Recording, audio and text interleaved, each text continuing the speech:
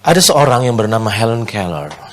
Dia memberikan sebuah quotes yang menarik tentang self-pity. Dia bilang begini, self-pity adalah musuh terburuk kita. Kita punya musuh, tentu setan, bukan mertua, bukan siapapun. Tapi Helen Keller bilang bahwa self-pity itu adalah musuh terburuk kita. Dan jika kita menyerah padanya, maka kita tidak akan pernah dapat melakukan sesuatu yang baik buat dunia ini. Menurut saya, kalau ada orang yang paling pantas self-pity adalah Helen Keller. Bukan saudara, percayalah itu. Bukan saudara. Kalau ada orang yang paling pantas untuk hidup dalam self-pity, dia adalah Helen Keller.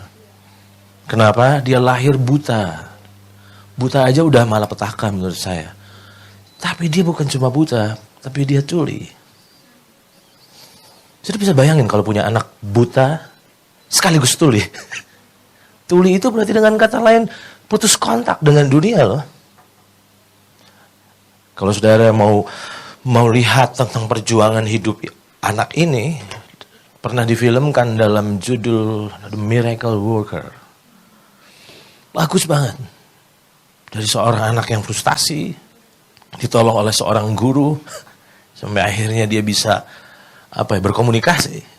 Jadi saya katakan bahwa kalau ada orang di dunia ini yang paling pantas untuk menyerah terhadap self-pity, menurut saya adalah Helen Keller.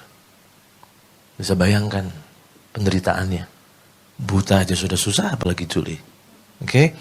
Nah, tetapi Helen Keller bilang, self-pity itu adalah musuh terburuk kita, dan jika kita menyerah padanya, maka kita tidak akan pernah dapat melakukan sesuatu yang baik buat dunia. Jangan-jangan kalau kita belum berdampak buat dunia ini, karena kita selama ini hidup dalam self-pity. Nah, siapa Helen Keller? Helen Keller adalah seorang penulis, aktivis politik, dan dosen di Amerika. Ia belajar bahasa Prancis, Jerman, Yunani, dan Latin. Wow. Saudara yang hidup sehat walafiat kalah sama orang ini. Dia bisa 4 bahasa loh.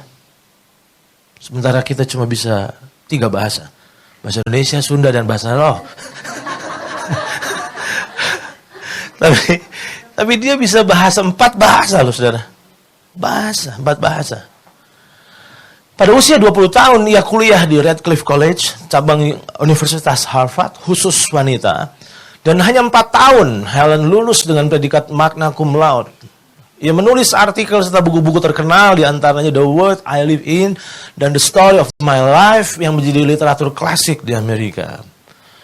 Dan buku ini diterjemahkan ke dalam 50 bahasa di dunia. Ia berkeliling ke 39 negara untuk berbicara dengan para presiden, mengumpulkan dana untuk orang-orang buta dan tuli.